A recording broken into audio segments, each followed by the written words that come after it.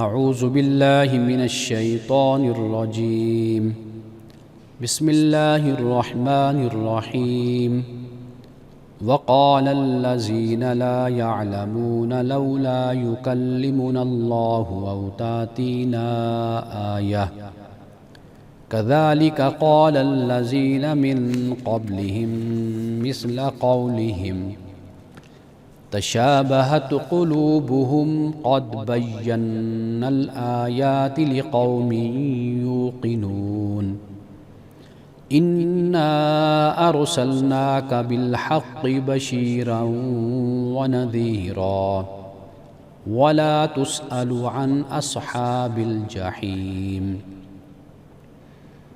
وَلَن تَرْضَىٰ عَنكَ الْيَهُودُ وَلَا النَّصَارَىٰ حَتَّىٰ تَتَّبِعَ مِلَّتَهُمْ قُلْ إِنَّ هُدَى اللَّهِ هُوَ الْهُدَىٰ وَلَئِنِ اتَّبَعْتَ أَهْوَاءَهُم بَعْدَ الَّذِي جَاءَكَ مِنَ الْعِلْمِ مَا لَكَ مِنَ اللَّهِ مِن وَلِيٍّ وَلَا نَصِيرٍ الَّذِينَ آتَيْنَاهُمُ الْكِتَابَ يَتْلُونَهُ حَقَّ تِلَاوَتِهِ أُولَئِكَ يُؤْمِنُونَ بِهِ وَمَن يَكْفُرْ بِهِ فَأُولَئِكَ هُمُ الْخَاسِرُونَ صدق اللہ العظیم۔ اور جو علم نہیں رکھتے وہ کہتے ہیں کہ خدا ہم سے ہم کلام کیوں نہیں ہوتا یا ہمارے پاس نشانی کیوں نہیں آتی۔ اسی طرح جو لوگ ان سے پہلے گزرے ہیں انہوں نے بھی انہی کی طرح کی بات کہی۔ ان سب کے دل ایک جیسے ہو گئے۔ جو لوگ یقین کرنے والے ہیں ان کے لیے ہم نشانیاں اچھی طرح واضح کر چکے ہیں۔ ہم نے تمہیں حق کے ساتھ بشیر و نذیر بنا کر بھیجا ہے، اور تم سے دوزخ میں جانے والوں کے بارے میں کوئی پرستش پوچھ گچھ نہیں ہوگی، اور نہ یہود تم سے راضی ہونے والے ہیں اور نہ نصارہ، تا وقت کہ تم انہی کی ملت کے پیرو نہ بن جاؤ۔ ان سے کہو کہ اللہ کی ہدایت ہی اصل ہدایت ہے، اور اگر تم اس علم حقیقی کے بعد جو تمہارے پاس آ چکا ہے ان کی خواہشوں پر چلے تو اللہ کے مقابل نہ تمہارا کوئی دوست ہوگا اور نہ کوئی مددگار۔ جن لوگوں کو ہم نے کتاب بخشی اور وہ اس کے پڑھنے کا حق ادا کرتے ہیں وہی لوگ اس قرآن پہ ایمان لائیں گے، اور جو اس کا انکار کریں گے تو وہی گھاٹے میں رہنے والے ہیں۔ ناظرین کرام، بحمد اللہ تعالی سورۃ البقرہ کی ان آیات کا ہم نے ترجمہ بھی پیش کیا اور سب سے پہلے تلاوت کرنے کا شرف بھی ہم نے حاصل کیا، اور جن آیات پہ آج ہم نے بات کی اور جن کا ترجمہ فی الحال پیش کیا اور ابھی ہم بات کریں گے وہ ہے آیت نمبر 118 سے لے کر آیت نمبر 121 تک۔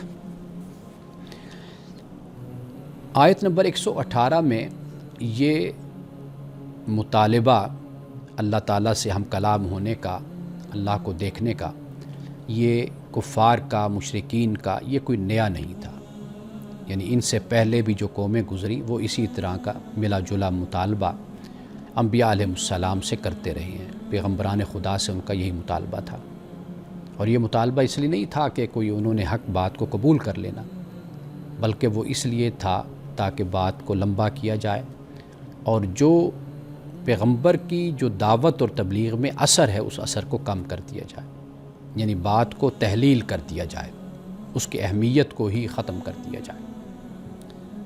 قرآن مجید نے چند مقامات پر ان کے اس مطالبے کو بیان کیا ہے، اور ہم نے ابھی سورۃ البقرہ میں بھی اس کو پڑھا ہے۔ ہم نے قرآن مجید کا صرف ایک مقام میں آپ کے سامنے رکھنا چاہتا ہوں جو سورۃ الاسراء ہے، اس کی آیت نمبر 90 سے لے کر 93 تک۔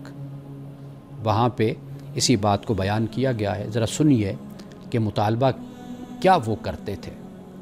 وَقَالُوا لَن نُؤْمِنَ لَكَ حَتَّى تَفْجُرَ لَنَا مِنَ الْأَرْضِ يَنبُوعًا وہ کہتے ہیں کہ ہم ہرگز تیری بات کو نہیں مانیں گے کہ یہاں تک کہ تم ہمارے لیے زمین سے کوئی چشمہ نہ جاری کر دو. اگر چشمہ جاری کرو تو ہم تمہاری بات کو مانیں گے. او تکون لک جنۃ من نخیل وعنب، یا پھر یہ ہے کہ تمہارے لیے کوئی باغ ہو اور وہ باغ کھجوروں کا اور انگوروں کا ہو. فتفجر الانہار خلالها تفجیرا، اور پھر تم نہریں نکال دو ان کے درمیان سے بھی، یعنی وہ باغ ایسا ہو کہ پھر اس کے درمیان میں سے پانی جاری ہو. او تسقط السماء کما زعمت علینا کسفا، یا پھر آسمان کا جو ٹکڑا ہے جیسے تمہارا ارادہ ہے، یعنی جو تم ڈراتے ہو ہمیں وارن کرتے ہو، تو وہ ٹکڑا پھر ہم پر گرا دو. او تأتی باللہ والملائکۃ قبیلا، یا پھر یہ کہ اللہ اور ملائکہ کو تم ہمارے سامنے لے آؤ. یعنی جب تک یہ نہیں کرو گے تو ہم تمہارے بات کو کبھی نہیں مانیں گے.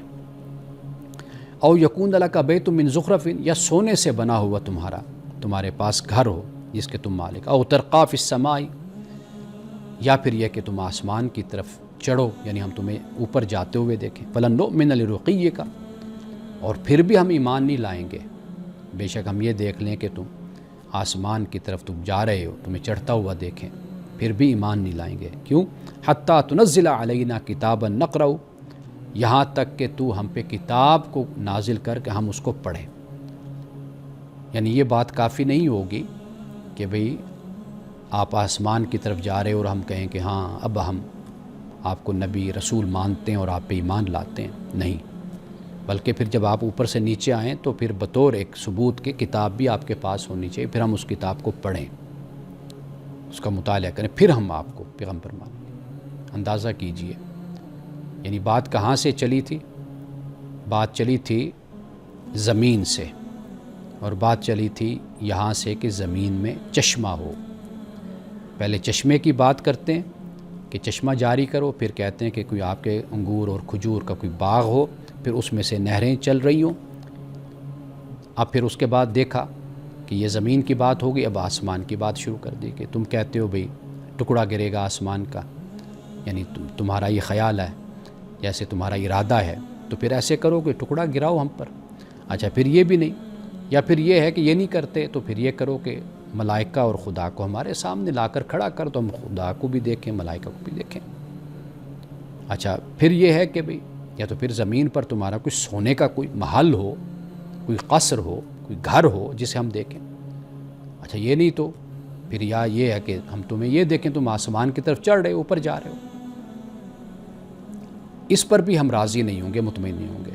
جب تم اوپر سے آؤ نیچے تو تمہارے پاس ایک کتاب ہونی چاہیے، اور پھر وہ ہمیں کتاب دو، ہم اس کو پڑھیں، پھر ہم مانیں گے.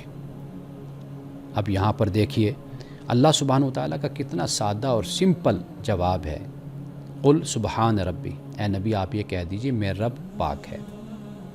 یعنی اس طرح کے جو تم مطالبات کر رہے ہو، رب بے نیاز ہے، اس کو ضرورت ہی نہیں ہے، اس کی ذات ہر عیب سے پاک ہے. تو لہٰذا تمہارے ان مطالبات کو میں خاطر میں نہیں لاتا، ان کی کوئی حیثیت ہی نہیں ہے. کیا فرمایا؟ حل کنت الا بشرا رسولا، کہ میں تو صرف اور صرف ایک انسان ہوں اور بھیجا ہوا انسان ہوں. یعنی میری حیثیت، میرا مرتبہ، میری ڈیوٹی، میری ذمہ داری صرف یہ ہے کہ بھئی میں آپ کو یہ بتاؤں کہ اللہ یہ آپ کو حکم دیتا ہے، اللہ کی طرف سے یہ ہدایت ہے، رہنمائی ہے، یہ تمہاری دنیا کو سنوارنے کے لیے ہے کہ تم یہاں پر رہو امن کے ساتھ، ایمان کے ساتھ، سلامتی کے ساتھ، ظلم زیادتی کا خاتمہ ہو جائے، سرکشی کا خاتمہ ہو جائے، ناانصافی کا خاتمہ ہو جائے. یہ جو ظلم اور زیادتی تم ایک دوسرے کے ساتھ کرتے ہو یہ نہیں ہونی چاہیے، اونچ نیچ نہیں ہونی چاہیے. میرا تو یہ کام ہے کہ میں وہ احکام لے کر تمہارے پاس آیا ہوں، وہ ہدایت لے کر آیا ہوں کہ جو تمہاری زندگی کی مشکلات کو حل کرنے والا ہے. جو تم مطالبات کر رہے ہو یہ تو میری نبوت اور میری بعثت کا مقصد ہی نہیں ہے کہ میں یہ تمہیں دکھاتا پھروں. یعنی یہ کام تو کوئی دوسرا کرتا ہے نا. میرا تو کام اتنا ہے کہ بشر رسول کہ میں ایک انسان، بھیجا ہوا انسان ہوں، رسول ہوں جو مجھے اللہ نے بھیجا ہے. یہ سمپل سی بات ہے. یہ اگر ہم سمجھ جائیں یہ بات تو ہمارے بھی بہت سے مسئلے حل ہو جاتے ہیں، بہت سے جھگڑے ہمارے ختم ہو جاتے ہیں. قل انما انا بشر مثلکم یوحیٰ الیہ، کہہ دیجئے کہ اس میں کوئی شک نہیں کہ میں تمہارے جیسا انسان ہوں اور میری طرف وحی کی جاتی ہے، بس یہ بات ہے، وحی کی جاتی ہے۔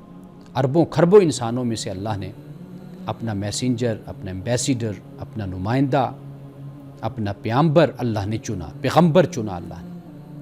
تو یہ میری ذمہ داری ہے، قرآن پاک نے اسی کو ہی بیان کیا ہے۔ تو اس پہ بات کرتے ہیں ایک وقفے کے بعد۔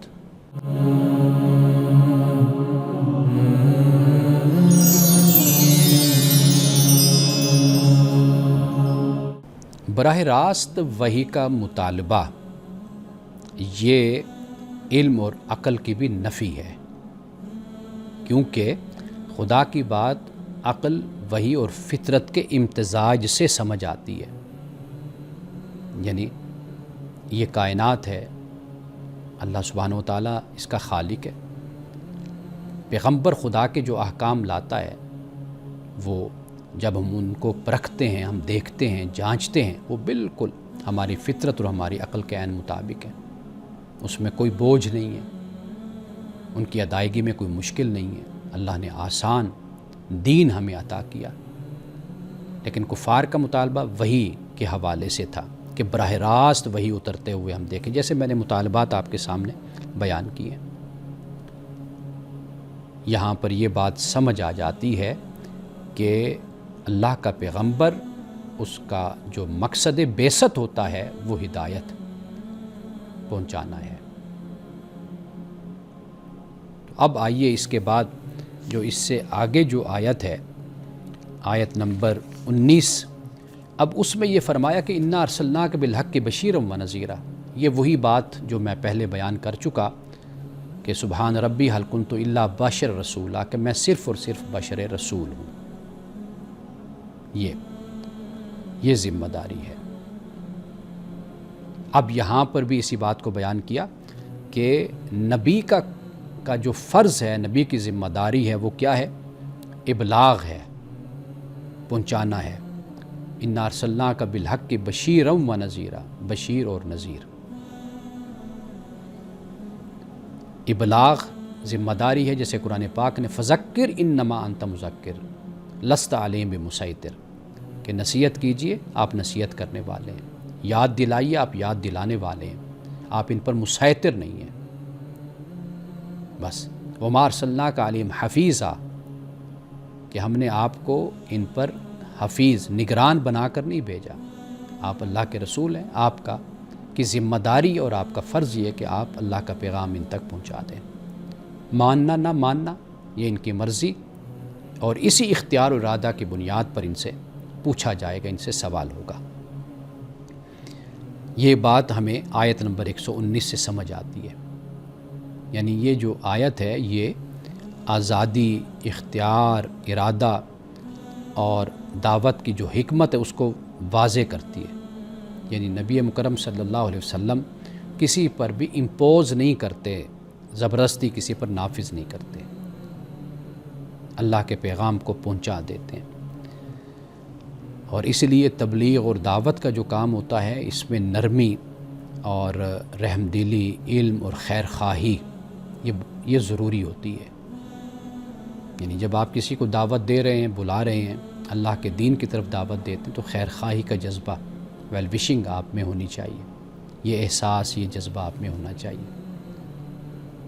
اور یہ نہیں ہونا چاہیے کہ ہر صورت میں دوسرا قبول کر لے اور پھر جبر پر انسان اتر آئے اور پھر سختی کے ساتھ اپنی بات کو منوانا چاہے، تو اس کی ضرورت نہیں ہے۔ آپ دوسرے کو راستہ دکھا دیتے ہیں، اس کے بعد وہ جو مرضی کرے، لڑے جھگڑے، کہیں ٹکر کھائے، کہیں پر گرے، وہ پھر اس کا معاملہ ہے، وہ خدا کے ہاں جواب دے۔ اسی طرح آیت نمبر 120، اس میں بھی اللہ سبحانہ و تعالیٰ نے جو بیان کیا وہ کیا ہے؟ وہ یہی ہے کہ یہ جو لوگ ہیں یہود و نصارہ، ان کے بارے میں فرمایا کہ یہ ہرگز یہ نہیں چاہتے، یہ ہرگز آپ سے راضی نہیں ہوں گے۔ کب راضی ہوں گے؟ کہ جب آپ ان کی ملت، ان کی دین کی پیروی کریں گے، تو پھر یہ اللہ فرماتا ہے ان ھدی اللہ الہدیٰ، ہدایت اللہ ہی کی ہدایت ہے، ان ھدی اللہ ھو الھدیٰ، یعنی وہی یہی ہدایت حضرت موسیٰ کو کبھی دی تھی، حضرت مسیح علیہ السلام کو دی تھی، حضرت داؤد کو دی، حضرت سلیمان کو دی، اور اب یہی ہدایت اللہ ہی کی ہدایت ہے، یعنی وہ کسی خاص کی طرف تو منسوب نہیں ہے نا، اللہ ہی دیتا ہے ہدایت۔ تو اللہ نے اب یہ اپنی ہدایت محمد رسول اللہ صلی اللہ علیہ وسلم کو دے کر بھیجا۔ تو اس لیے اپنے علیحدہ علیحدہ دعوے کرنے کے بجائے خدا کی بات مانو، اور خدا کی بات یہی ہے کہ جو محمد رسول اللہ تمہیں بتا رہے ہیں۔ یعنی اسلام کسی بھی جو دباؤ ہے مذہبی، اس کے سامنے اسلام نہیں جھکتا۔ اسلام اللہ کا دین ہے، وہ بات بیان کر رہا ہے جو بات حق اور سچ ہے۔ ناظرین کرام، یہاں پہ ایک اور بات جو ہمیں معلوم ہوتی ہے وہ یہ ہے کہ سچائی اکثریت سے نہیں بلکہ وحی اور عقل سے پہچانی جاتی ہے۔ یعنی میجورٹی ایک طرف ہے اور آپ ایک نقطہ نظر رکھتے ہیں، تو آپ کے نقطہ نظر یا آپ کے عقیدے اور نظریے کی بنیاد وحی اور عقل، یہ بنیاد ہے۔ تو لہٰذا یہاں سے یہ بات بھی ہمیں سمجھ آ جاتی ہے کہ جو حق اور سچ ہو ہمیں وہ اختیار کرنا چاہیے۔ ہمیں جھولا نہیں بننا چاہیے کہ جو ہر وقت جھولتا رہتا ہے۔ جو بات عقل اور وحی کے مطابق ہوتی ہے اس بات کو ہمیں قبول کر لینا چاہیے۔ اور مسلمانوں کو یہاں پر جو بات سمجھا دی گئی، اور وہ بات کیا ہے؟ وہ یہ سمجھا دی گئی ہے بات کہ جو اصل بنیاد وہ ایمان ہے، تقلید نہیں ہے۔ یعنی آنکھیں بند کر کے کسی کے پیچھے چلتے رہنا یہ نہیں ہے۔ چونکہ میرے بڑے ایسے تھے، ما وجدنا علی آباءنا، کہ میں نے اپنے بڑوں کو اسی پر ہی پایا، ما الفینا علی آباءنا، تو لہٰذا میں تو اس راستے کو نہیں چھوڑوں گا۔ نہیں، حق اور سچ کسی کے میراث نہیں ہوتا۔ حق اور سچ کو آپ نے خود جانچنا، پرکھنا اور دریافت کرنا ہوتا ہے، اس کو حاصل کرنا ہوتا ہے۔ تو یہ ضروری نہیں ہوتا کہ آپ یہ کہیں کہ جی بس ہمارے ہی اسلاف اور ہمارے ہی بڑے جو تھے وہی حق پر تھے۔ نہیں، وہ بھی انسان تھے، کہیں نہ کہیں جزیات میں، فروعات میں بھی اختلاف ہوتا ہے، کم علمی بھی ہوتی ہے، غلطی بھی ہو جاتی ہے، خطا بھی ہو جاتی ہے۔ تو لہٰذا یہ سفر انسان کا جاری رہنا چاہیے۔ اب آخری آیت ہے جس پہ ہم بات کرتے ہیں، اور اس کے بعد پھر ہم جب وقفہ لیں گے اس کے بعد پھر آپ کے سوالات کی طرف ہم آئیں گے۔ اللہ پاک نے یہ فرمایا ہے کہ جو کتاب کی تلاوت کرتے ہیں، جنہیں ہم نے کتاب دی ہے، تو وہ اس کی تلاوت کا حق ادا کرتے، فرمایا کہ یہی مومن ہے۔ اب تلاوت کا حق کیا ہوتا ہے؟ ایک تو ہے نا کہ صرف آپ قرات کرتے رہیں۔ اچھا، یہاں پہ میں آپ کو تلاوت کے لفظ کے بارے میں بھی ذرا بتا دوں، یہ بھی ایک دلچسپی آپ کی اس سے پیدا ہوگی قرآن مجید کے الفاظ کو سمجھنے میں بھی۔ تلا یتلو در حقیقت یہ پیچھے چلنے کے معنی میں بھی آتا ہے، جہاں پر رات اور دن کا ذکر ہے وہاں پر یہ لفظ عربی میں قرآن مجید میں موجود ہیں، یعنی پیچھے۔ تو اللہ سبحانہ وتعالیٰ کی جو کتابیں ہیں، صحائف ہیں، الہامی کتب ہیں، ان کے لیے تلاوت کا لفظ استعمال ہوتا ہے، قرات کا لفظ نہیں استعمال، یعنی ریڈنگ کا نہیں، ریسائٹنگ کا لفظ استعمال ہوتا ہے۔ تلاوت کا مطلب یہی ہے کہ پڑھنا تو ہے ہی، لیکن اس میں ایک جو معنی موجود ہے وہ پیروی کرنے کا معنی بھی موجود ہے۔ گویا کہ اللہ سبحانہ وتعالیٰ نے یہ جو کتابیں نازل کی ہیں، یہ صرف اس لیے نہیں کہ آپ ان کی تلاوت کرتے رہیں، بلکہ اللہ نے اس لیے نازل کی کہ آپ ان کی پیروی کریں، آپ ان کے پیچھے چلیں۔ تو یہاں پر بھی یتلونہ حق کا تلاوتی کی بات کی ہے۔ ہمارے ہاں قرآن مجید کو یہ خیال کر لیا گیا کہ پڑھنا ہی ثواب کا کام ہے اور پڑھنا ہی عمل ہے۔ ایک بزرگ کا میں یہ قول ان کا پڑھ رہا تھا کہ لوگوں نے قرآن اس لیے اللہ تعالی نازل کیا کہ پڑھ کر عمل کرو، ہم نے پڑھنے کو ہی عمل بنا لیا، عمل تو کرنا نہیں، ہم نے بس پڑھنا ہی اصل میں وہ عمل قرار پایا۔ تو لہٰذا اللہ کی جو کتابیں ہیں ان کا مقصد یہ ہے کہ واضح بات ہے کہ پہلا قدم تو پڑھنا ہی ہوتا ہے۔ آپ پڑھیں گے، پڑھنے کے بعد آپ دوسرا قدم سمجھنے کا ہوتا ہے، سمجھنے کے بعد پھر اس پر عمل بھی کرنا ہوتا ہے۔ ہمارے ہاں پھر یہ روایات بھی بیان کی جاتی ہیں کہ بھئی جو حافظ ہوگا، قرآن کی تلاوت کرنے والا، وہ اپنے والدین، ان کے والدین کو سونے کے تاج پہ نہائے جائیں گے، وہ اتنی نسلوں کو، اتنے لوگوں کو جنت میں لے کر جائے گا۔ حالانکہ ہم نے احادیث کو کبھی روایات کو پورا نہیں پڑھا۔ اس میں صرف ایک بات کا ذکر نہیں ہوتا کہ وہ حافظ ہے، حافظ کے بعد اس کتاب کے عالم بننے کا بھی ذکر ہوتا ہے، یعنی وہ ایک کتاب کا عالم بنتا ہے، اس کے پاس علم ہوتا ہے۔ پھر اس کے بعد علم کے بعد پھر عمل کی بات آتی ہے کہ پھر وہ عمل بھی کرتا ہے۔ آپ احادیث اٹھا کر دیکھ لیجئے، جہاں سے یہ معلوم ہوتا ہے کہ یہ تینوں باتیں ہیں، علم یعنی جاننا، اور پہلے اس کو حفظ کرنا، پھر جاننا، پھر اس کے بعد عمل کرنا، یہ تینوں باتیں۔ اور صرف یہ نہیں ہے کہ یہ چیزیں بھی ایک کم درجے کی بلکہ اعلیٰ درجے کی بیان ہیں حدیثوں میں۔ پھر جا کر والدین کے لیے، اس لیے کہ والدین نے ہی تو یہ پودا لگایا، والدین ہی نے تو اس کی تربیت کی، اس کی پرورش کی، اس کو اچھا ماحول دیا، تو واضح بات ہے کہ والدین خود عابد تھے، نیک تھے، اچھے تھے، تو اولاد کی تربیت اس طرح کی، ایک تو ان کے اپنے اعمال اچھے، اس کا بھی اجر اور ثواب، دوسرا پھر یہ ہے کہ یہ جو سلسلہ ہے تربیت و پرورش کا، اب اولاد جو نیکی کرتی ہے، جو اچھا کام کرتی ہے، تو وہ والدین کو اس کا اجر اور ثواب ملتا ہے۔ رسول اللہ صلی اللہ علیہ وسلم نے فرمایا کہ راستہ دکھانے والے کو اتنا ہی ثواب ملتا ہے جتنا اس راستے پر چلنے والے کو ثواب ملتا ہے۔ تو یہی معاملہ والدین کے ساتھ بھی ہوتا ہے، تو لہٰذا والدین کو ایسی اولاد کے اجر اور ثواب اور انعام سے جدا نہیں کیا جا سکتا، لیکن حدیث کو اس کے پورے پس منظر میں اور اس کے پوری جگہ پر رکھ کر حدیث کو ہمیشہ پڑھنا چاہیے۔ وقفے کے بعد آپ کے سوالات پہ ہم بات کرتے ہیں۔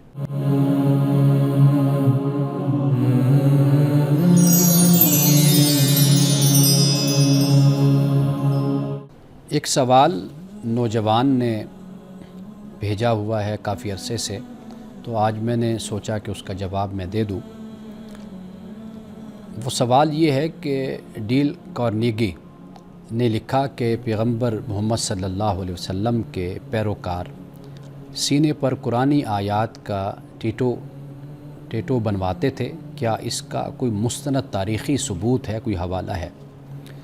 ڈیل کارنیگی یہ ہم اپنی نوجوانی میں پڑھا کرتے تھے، اور اس کا اردو ترجمہ آسانی سے میسر ہوتا تھا۔ تو یہ یعنی آپ یوں کہہ لیجیے جیسے آج ہمارے ہاں موٹیویشنل سپیکرز ہوتے ہیں، تو اسی طرح کی ڈیل کارنیگی کی کتابیں اس دور میں بھی ہوتی تھیں اور اب بھی مل جاتی ہیں، اگرچہ اب چونکہ اور لکھاری اور مصنف اس وقت مارکیٹ میں آ چکے ہیں، اور خاص طور پر جو برٹش ہیں ان کی کتابیں بھی ٹرانسلیٹ اردو میں ہمیں مل جاتی ہیں، اور بڑی کثرت کے ساتھ اب یہ کتابیں ملتی ہیں۔ اور ہمارے ہاں خود بھی کسی دور میں کوئی موٹیویشنل سپیکر کا تصور نہیں ہوتا تھا، اب تو بہت زیادہ، یعنی جس نوجوان کو بھی ہم دیکھتے ہیں تو وہ اس نے اسی کو اختیار کیا ہوا ہے، یعنی موٹیویشنل سپیکر بنا ہوا ہے۔ جی بالکل، یہ ڈیل کارنیگی نے یہ بات لکھی ہے، اور اس کی جو کتاب ہے how to stop worrying and start living, یعنی اداس ہونا چھوڑ دیجئے اور خوش رہنا شروع کیجئے۔ پہلی بات یہ ہے کہ ڈیل کارنیگی کوئی نہ تو تاریخ کا کوئی عالم ہے اور نہ وہ کوئی مستشرق ہے، یعنی اس کا یہ سبجیکٹ ہی نہیں ہے کہ ہم یہ بات کریں کہ بھئی اس نے اگر یہ بات بیان کی ہے تو اس نے کوئی حوالہ کوئی بیان کیا ہوگا، تو حوالہ تو اس نے کوئی بیان نہیں کیا۔ یہ ایسے ہی آپ سمجھ لیجئے کہ جیسے ایک ماحول، ایک ہوا ہوتی ہے، اس سے لکھنے والے جو مختلف شعبے کے لوگ ہوتے ہیں وہ بھی متاثر ہوتے ہیں۔ 19ویں صدی میں جو مستشرقانہ جو لٹریچر آپ کہہ لیجیے، جو ادب کہہ لیجئے، اس سے جو مغرب میں مسلمانوں کے بارے میں جو تأثر پھیلا تھا وہ یہی تھا کہ مسلمان بڑا پرجوش ہوتا ہے، یعنی جسے ہم کہتے ہیں کہ فنیٹک زیل کا لفظ انگلش میں استعمال کیا جاتا ہے، یہ مسلمانوں کے لیے یہ خیال کیا گیا۔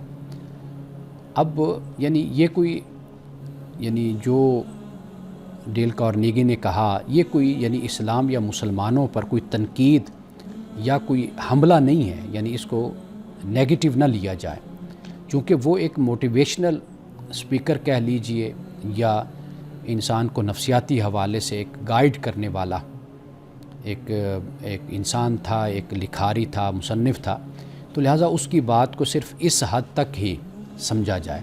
یعنی وہ اصل اس کتاب میں یہ دکھانا چاہتا ہے کہ جب انسان ایمان لاتا ہے یعنی کسی چیز کو مانتا ہے، وہ کتنا پھر اس کے ساتھ جڑ جاتا ہے. اور اس کو اگر ہم میٹافوریکل، اس کو علامتی طور پر اگر ہم سمجھیں، یعنی ہم اس کو یوں سمجھ سکتے ہیں کہ مسلمان اتنے ایمان والے تھے، اتنے جوش والے تھے، تو گویا کہ جو قرآن کی ایسے تھا آیات انہوں نے اپنے سینے اور اپنے دل میں انہوں نے اس کو نقش کیا ہوا تھا. تو لہٰذا اس بات کا جو ڈیل کارنیگی نے اپنی کتاب میں بیان کی لکھی ہے، اس کا حوالہ تو کوئی نہیں ہے، لیکن ڈیل کارنیگی چونکہ وہ مثبت باتیں چننے والا تھا، اس نے کچھ یہودیت سے لے لیا، کچھ مسیحیت سے اٹھا لیا، کچھ اپنا مسلمانوں سے لے لیا، اور اسی طریقے سے دیگر جو مذاہب ہیں ہمارے ہاں، مہاتما بدھ ہیں، وہاں سے لے لیا. تو یہ مختلف لٹریچر، مختلف جہاں سے بھی کوئی اچھی بات، کوئی ایسی بات ملی، تو مقصد کیا تھا؟ وہ یہ کہ انسان نفسیاتی طور پر اس کو یعنی بہتر کیا جائے، اور ایک فرد جو ان سے ہے، اس کی شخصیت جو ان سے ہے وہ نکھر جائے، بہتر ہو جائے. تو یہ در حقیقت اس کی بنیاد ہے، اور اس کی نیت ہے، اور اس کی مراد ہے. تو لہٰذا یہ کوئی ایسی بات نہیں ہے کہ جو اس نے کوئی مسلمانوں کے خلاف کی ہو یا اسلام کے خلاف کی ہو، لیکن بہرحال اس کا حوالہ کوئی نہیں اس کی بات کا. اور یہ بھی قابل بحث بات ہے کہ ٹیٹو بنوانا کیا یہ پسند کیا جاتا تھا اس وقت، اس زمانے میں کہ جب بت پرستی بھی تھی اور لوگ بت بناتے تھے، اور اس طرح کے جو نقش و نگار تھے ان کا ایک مذہبی بیک گراؤنڈ بن جاتا تھا، یعنی مشرکانہ بیک گراؤنڈ پس منظر بن جاتا تھا. تو کیا رسول اللہ صلی اللہ علیہ وسلم نے اس ماحول میں اس کو پسند بھی فرمایا؟ یہ بھی ایک نقطہ ہے جس پر ہمیں بات کرنی چاہیے. تو لہٰذا جو ڈیل کارنیگی نے لکھا وہ ایک موٹیویشنل نقطہ نظر سے بیان کیا ہے. اب ایک بڑا اہم سوال ہے، وہ یہ ہے کہ یہ جو ہمارے ہاں فرقے، نوجوان اس حوالے سے کافی پریشان بھی رہتے ہیں، اور میں نے بہت سے نوجوان دیکھے ہیں کہ اسی وجہ سے وہ اسلام سے دور بھی ہو جاتے ہیں، دین سے نعوذ باللہ برگشتہ ہو جاتے ہیں. تو اس کی وجہ فرقے، وہ اس پر سوال بھی کرتے ہیں. پہلا سوال جو پوچھا جاتا ہے، یا یہی نوجوان ہیں جن کا میں نے ذکر کیا، یہ مجھے گاہے بگاہے سوالات بھیجتے رہتے ہیں، اور میں نے ان سے کئی دفعہ وعدہ کیا کہ میں انشاءاللہ ان کا جواب تفصیل کے ساتھ ٹی وی پر چینل پر دوں گا. تو پھر وہ ویڈیو یا تو آپ پروگرام دیکھ لیں، یا وہ ویڈیو پھر میں آپ کو بھیج دوں گا، آپ کا جواب اس میں ہوگا. پہلا سوال کہ فرقہ جو بنتا ہے یہ کب بنتا ہے؟ فرقہ جب دین، یعنی دین اسلام ایک واحد دین ہے نا، آپ جب دین واحد کو اپنی رائے، مصلحت یا شناخت کے تابع کر لیتے ہیں، یا اس کو تابع کر دیا جائے، تب فرقہ وجود میں آتا ہے. ان الذین فرقوا دینہم وکانوا شیعا لست منہم فی شیء. قرآن یہ کہتا ہے کہ بے شک وہ لوگ کہ جنہوں نے اپنے دین کو بانٹ دیا، ٹکڑے ٹکڑے کر دیا اور گروہ بن گئے، فرمایا کہ اے نبی آپ کا ان سے کوئی تعلق نہیں ہے. تو لہٰذا جب دین اپنی رائے، مصلحت یا شناخت کے تابع کر دیا جائے نا، تو پھر اس کے بعد یہی صورتحال بنتی ہے. ایک وقفہ لیتے ہیں، فی الحال اسی سوال پر ہی مزید بات کرتے ہیں.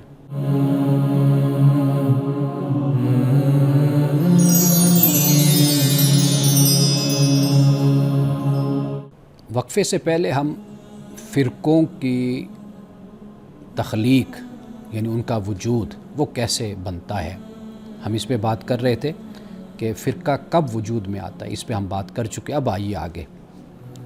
دوسرا سوال یہ کہ فرقہ بنتا کیوں ہے، کیوں بنتا ہے فرقہ؟ فرقہ دیکھیے علمی اختلاف تو ہوتا ہی ہے، لیکن اس علمی اختلاف میں جب اخلاقی انحراف شامل ہو جاتا ہے تو پھر فرقہ وجود میں آتا ہے. یعنی اختلاف تو فطری بات ہے، ہر انسان کے فہم میں فرق بھی ہوتا ہے. آپ مجھ سے ایک بات پوچھتے ہیں، آپ کسی اور سے پوچھیں گے تو واضح بات ہے کہ فہم کا اختلاف ہوگا. لیکن جب یہ علمی اختلاف، جیسے اخلاقی انحراف میں نے کہا ہے، جب یہ علمی اختلاف انا، ضد یا تعصب میں بدل جائے تو پھر اس کے بعد فرقہ وجود میں آتا ہے۔ آپ میرا یہ جملہ یاد کر لیجئے کہ علمی اختلاف میں جب اخلاقی انحراف شامل ہو جاتا ہے، اور اسی طرح تعصب، نفس، یہ انسان کا جو نفس ہے، یہ ہر شخص کے، وہ عالم ہے، وہ مفتی ہے، وہ فقیہ ہے، کوئی بھی ہے، اس کے ساتھ اس کا نفس تو ہے، اور یہ نفس خاص طور پر اس شخص کا زیادہ طاقتور ہو جاتا ہے کہ جس کے پاس علم ہوتا ہے، دولت ہوتی ہے، عہدہ ہوتا ہے، اس کا نفس زیادہ طاقتور ہو جاتا ہے، اس کو دھوکہ دیتا ہے۔ یعنی یہی نفس اور تعصب ہوتا ہے جو اپنی بات درست سمجھنے کی جو ضد ہوتی ہے نا، یہ علم پر غالب آ جاتی ہے، تو پھر کیا ہوتا ہے، ہم اور وہ، یہ دیوار ایک کھڑی ہوتی ہے، یہی فرقہ کی دیوار ہے در حقیقت، ہم اور وہ۔ اچھا، پھر فرقہ بننے کی ایک اور وجہ بھی آپ اگر تھوڑا سا جائزہ لیں گے، مشاہدہ کریں گے تو آپ کو نظر آئے گا، وہ یہ ہے کہ محدود مطالعہ بھی ہوتا ہے۔ آپ مطالعہ کرتے جائیں، پڑھتے جائیں، آپ جب اپنے ماضی کی طرف پلٹ کر دیکھتے ہیں تو آپ کو محسوس ہوتا ہے کہ جو بات اس وقت میں یوں سوچا کرتا تھا تو وہ بات یوں نہیں تھی۔ یہ فائدہ کیوں پہنچتا ہے آپ کو؟ آپ کے مطالعے سے۔ یعنی قرآن و سنت کا جزوی اور سطحی مطالعہ و فہم، یہ بنیاد بنتا ہے، نصف سچائی جو ہوتی ہے نا، آدھی سچائی، اس کو پورا دین بنا دیتی ہے۔ یہ ہمارا جزوی اور سطحی مطالعہ اس کو پورا دین بنا دیتے ہیں، اور پھر یہی محدود مطالعہ اور فکر یہ فرقہ بنتا ہے۔ تو لہٰذا محدود مطالعہ بھی اس کی بنیاد ہے۔ باقی سیاست ہے، اور سیاست اور مذہب کا جو غلط امتزاج ہو جاتا ہے نا، یہ بھی فرقہ بناتا ہے۔ یعنی جب آپ مذہب کو طاقت کے حصول کا ذریعہ بنا لیتے ہیں، مذہب کو طاقت کے حصول کا ذریعہ، یعنی آپ کے جبے، آپ کے دستاریں، آپ کی شخصیت ایک مذہبی سانچے میں ڈھلی ہوئی نظر آتی ہے۔ آپ قال اللہ تبارک و تعالی، قال رسول اللہ، آپ یہ پڑھ کر لوگوں کو سنا رہے ہوتے ہیں، مذہب کو اپنا تعارف بنا لیتے ہیں، پھر اس مذہب کو آپ طاقت کے حصول کا ذریعہ بناتے ہیں۔ لوگ چونکہ معتقد ہوتے ہیں تو لوگ نظریات کے بجائے پھر لیڈر کے وفادار بنتے ہیں۔ یوں شخصیات میں امت بٹتی ہے اور پھر فرقہ وجود میں آتا ہے۔ اب آئیے کہ فرقہ کیسے بنتا ہے، ذرا اس پر بھی ہم بات کر لیتے ہیں۔ 4 مرحلے ذہن میں رکھ لیجئے۔ پہلا مرحلہ تو ہوتا ہے نظریاتی اختلاف، یہ تو جیسے میں نے کہا کہ ایک علمی اختلاف ہوتا ہے، یعنی کسی مسئلے پر فکری یا فقہی ایک فرق پیدا ہوتا ہے، جیسے تعویل کا اختلاف ہو جاتا ہے، اجتہاد میں ہو جاتا ہے، فہم نصوص میں ہو جاتا ہے، یہ پہلا مرحلہ ہے۔ دوسرا گروہی شناخت ہوتی ہے، یعنی اختلاف رکھنے والے پھر ایک دوسرے سے الگ رہنا بھی شروع کر دیتے ہیں، اور ہماری بات اور ان کی بات، ایک فرق جو میں نے آپ سے کہا کہ ہم اور وہ کا فرق پیدا ہونا شروع ہو جاتا ہے۔ اور پھر تیسری شخصی وابستگی بھی ہوتی ہے لوگوں کی، فلاں جماعت، فلاں گروہ، اس کے فاؤنڈر ہیں، اس کے سربراہ ہیں، وہ مفکر ہیں اور وہ قائد ہیں، پھر یہ ایک شخصی وابستگی پیدا ہونا شروع ہو جاتی ہے، اور یہ تیسرا ہوتا ہے۔ چوتھا جو مرحلہ ہوتا ہے وہ پھر ادارہ جاتی صورت بن جاتی ہے۔ ادارہ جاتی صورت میں یہی ہوتی ہے کہ بھئی مدارس بن گئے، جماعتیں بن گئیں، کتابیں، ممبر پھر علیحدہ علیحدہ ہو جاتے ہیں، اور آپ دیکھتے ہیں کہ پھر دستاریں، ان کے رنگ علیحدہ، ڈیزائن علیحدہ، ٹوپیاں، ان کے ڈیزائن، ان کے رنگ علیحدہ، پھر ان کے جو لباس، ان کے انداز علیحدہ، اور پھر چہرے، شخصیات، پھر سب کچھ آپ کو بدلا ہوا نظر آتا ہے۔ تو یہ وہ بنیادی طور پر یعنی وجہ ہے، یعنی کیسے فرقے وجود میں آتے ہیں۔ یہ 4 مرحلے ہوتے ہیں جو چلتے پھر ان کا اینڈ یہ ہوتا ہے کہ پھر مدارس بھی علیحدہ ہو گئے، پھر جامعات بھی علیحدہ ہو گئے، اپنے تعلیمی ادارے بھی علیحدہ ہو گئے، اور پھر اس میں جو پڑھنے والے ہیں پھر ان کی سوچ اور فکر بالکل دوسرے کے خلاف اور مخالفت میں چلی گئی۔ تو سفر تو یہیں سے شروع ہوتا ہے۔ تو یہ 3 جو سوال مجھ سے کیے گئے، اور یہ خاص طور پہ نوجوان جو ہیں ان 3 سوالوں کے جو میں نے جواب دیے، ان پر ضرور غور کریں، اور اپنے آپ کو بنیادی طور پر جو اللہ کا کلام ہے، اللہ کا قرآن ہے، رسول اللہ کی سنت ہے، بنیادی طور پر اس کو اختیار کریں، اس کو سمجھیں اور اپنے ایمان اور اپنے یقین کا اس کو حصہ بنائیں۔ باقی اس کے علاوہ جو کچھ بھی ہے، علماء کا اگر اختلاف ہے، فقہا کا اختلاف ہے، اس کو توسع کے معنی میں لے لیں کہ وہ آپ کے لیے ایک آپشن پیدا کر دیتے ہیں ایک فہم کے اختلاف کی وجہ سے۔ زیادہ اس پر سنجیدہ نہ ہوں، پریشان نہ ہوں، اپنے آپ کو قرآن اور سنت کے ساتھ ہی منسلک رکھیں۔ آخر میں ناظرین کرام، ایک حدیث حکمت کی بات، رسول اللہ صلی اللہ علیہ وسلم نے فرمایا کہ اے ابن آدم، بے شک ضرورت سے زائد مال خرچ کر دینا تمہارے لیے بہتر ہے، اگر تم اس کو روک لوگے تو تمہارے لیے برا ہوگا، اور گزر بسر جتنا مال رکھنے پر تمہیں کوئی ملامت نہیں ہے، یعنی گزر بسر کے مطابق مال رکھ سکتے ہو، اس پر کوئی ملامت نہیں ہے، اس کو بلکہ پسند کیا گیا، جو زائد ہے کہا کہ وہ دے دو، اور دینے کی ابتدا اپنے اہل و عیال سے کرو، اور فرمایا کہ اوپر والا ہاتھ نیچے والے ہاتھ سے بہتر ہے، الید العلیٰ خیر من الید السفلیٰ۔ تو لہٰذا اگر ہے تو کوشش کریں کہ دوسروں کو اس میں جو اضافی ہے اس میں دوسروں کو شریک کریں، اگر گزر اوقات کے مطابق ہے تو وہ رکھنے پر، اس کے استعمال پر کوئی ملامت نہیں ہے، لیکن اللہ کے ہاں پسندیدہ انسان یہ ہے، وہ ہے کہ جو دوسروں کا خیال کرتا ہے، دوسروں پر مال کو خرچ کرتا ہے۔ انہی الفاظ کے ساتھ اجازت دیجیے، انشاءاللہ کل دوبارہ آپ سے ملاقات ہوگی۔ السلام علیکم ورحمۃ اللہ وبرکاتہ۔